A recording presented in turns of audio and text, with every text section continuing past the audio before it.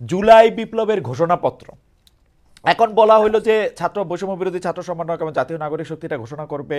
সরকার বললো এটার সঙ্গে তাদের কোনো সম্পর্ক নাই, তারপর আবার সরকার বললো এটা তারাই ঘোষণা করবে, বললো একটা ডেটও দিলে এবং সব অংশীজনের সাথে কথা বলে এটা জানা গেল।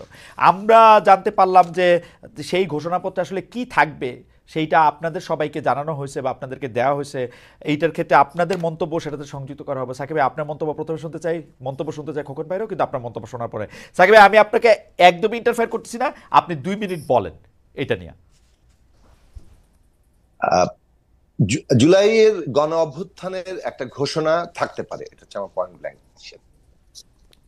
সেই ঘোষণা প্রোক্লামেশন কিনা সেটা আরেকটা জটিল প্রশ্ন, কেননা প্রোক্লামেশনের ব্যাপার একটা আইনগত পরিবর্তন এবং একটা নতুন ব্যবস্থাপত্তনের সাথে সম্পর্কিত। সো যেটা আমরা সাধারণত আমাদের স্বাধীনতার ঘোষণাপত্র হিসেবে বলি, তখন সেটা একটা রাষ্ট্রপত্তনের ঘোষণা দেওয়া হয়েছে, তার মধ্যে দিয়ে ওইটাই সংবিধান হিসেবে তখন কার্যকর হয়। আর এখন যে জুলাইয়ের ঘোষণা হচ্ছে সেটা সংবিধানের মধ্যে সন্নিবেশিত হবে কিনা সেটা কিন্তু একটা চলমান আলোচনার মধ্য দিয়ে সেটাকে দিতে হবে।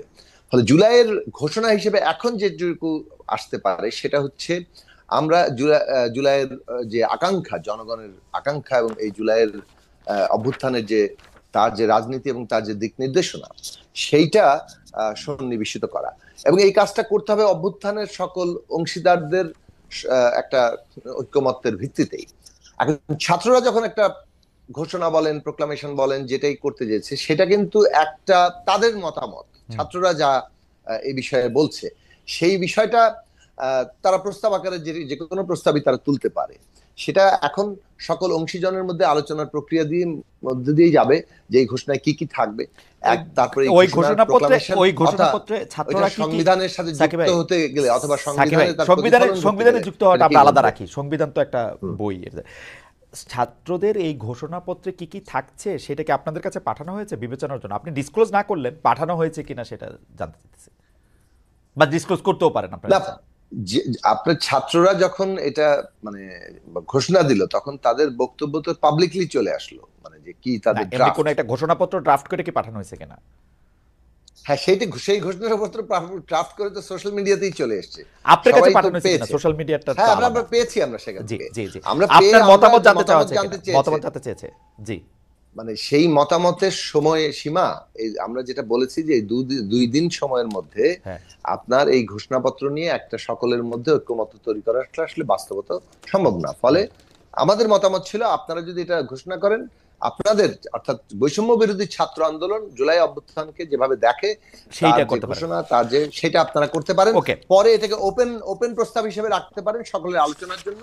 তো এখন যেহেতু সরকার দায়িত্ব নিয়েছে, ওই পর্বটা শেষ হয়ে গেছে। ওকে, সরকার দায়িত্ব নিয়েও তো সরকার আপনাদেরকেই হয়তো জানতে চাইবে, তখন হয়তো আপনাদেরকে আপনার মতামত দেওয়ার একটা জায়গা তৈরি হবে, সেটা নিশ্চয়ই আমরা কালক্রমে জানতে পারবো। আমরা খোকন ভাইয়ের কাছে জানতে চাই যে খোকন ভাই, জুলাই আগস্টের ঘোষণাপত্র নিয়ে বিএনপি অনেক সন্দেহ করেছে, বিএনপির অনেক বেশি করে মনে হয়েছে যে বিএনপির মধ্যে দ্বিধা করার জন্য, বিএনপিকে আলাদা করার জন্য এটা করা হয়েছে। আপনি এটাকে আসলে কিভাবে দেখেন?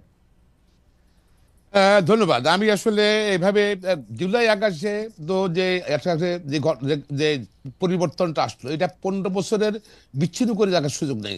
15-16 বছর নির্যাতন, অত্যাচার, ভোটবিহীন, লুটপাট, অপশাসন সবকিছুর কিন্তু বহিঃপ্রকাশ করেছে ছাত্ররা। সামনে ছিল, সামনে জাতি তাদের সমর্থন দিয়েছে, এটা বহিঃপ্রকাশ চলে পারে না।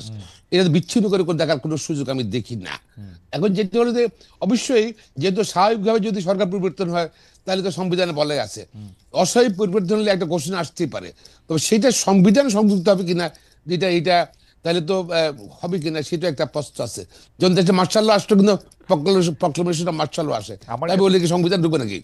আর এখানে ধর আর যেটা হলো যে 72 সংবিধানে যেটা, সেটার মধ্যে অনেক ভুল থাকতে পারে, অনেক কারেকশন দরকার হতে পারে, সে ডিফারেন্ট থিংস। কিন্তু আপনি ধরেন ঘোষণা থাকা উচিত আমি মনে করি। তবে যদি এখানের মধ্যে যে ব্যাপারটা হলো আন্দোলন সবাই মিলে করেছে, নির্যাতন শিকার হয়েছে, খুন গুম সবই হয়েছে, এবং প্রতিবাদ কিন্তু 15 বছর থেকে চলছে। এখন যদি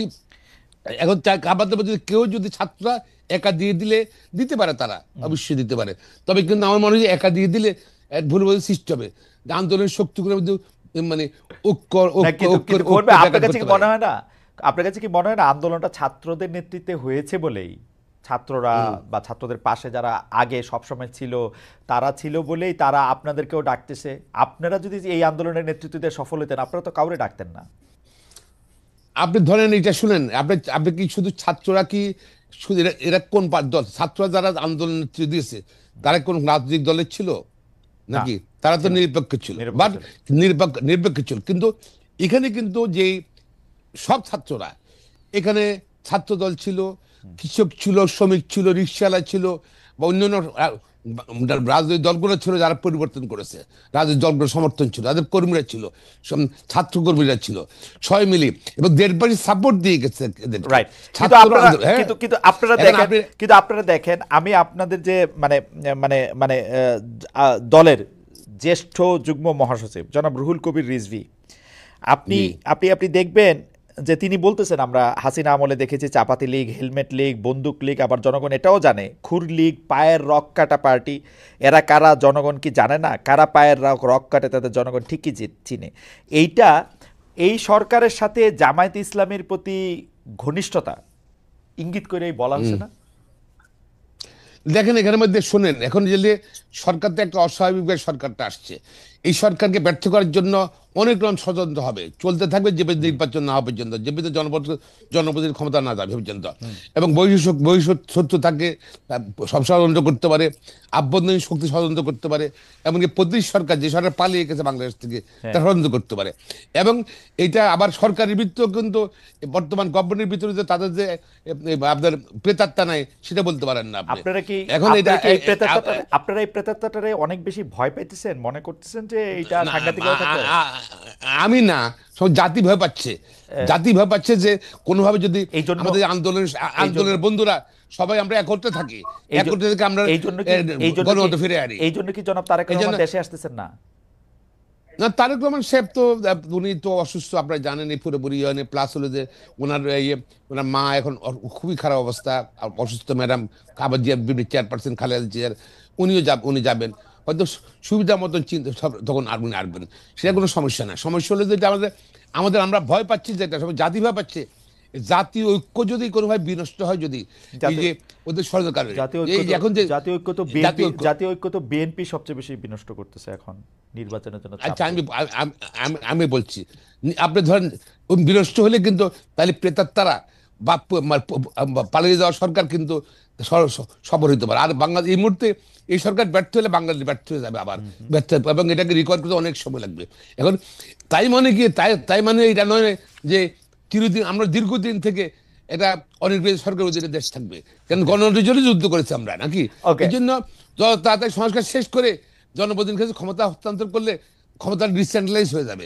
এখন তো কেন্দ্রীভূত ক্ষমতা, এই জন্য বিএনপি চাচ্ছে যে তাড়াতাড়ি, বা অন্য অনেক রাজনৈতিক দল চাচ্ছে, জনগণ চাচ্ছে। এইটা একদম বেরসা মাহমুদুল খোকন খুব সুন্দরভাবে বলছেন।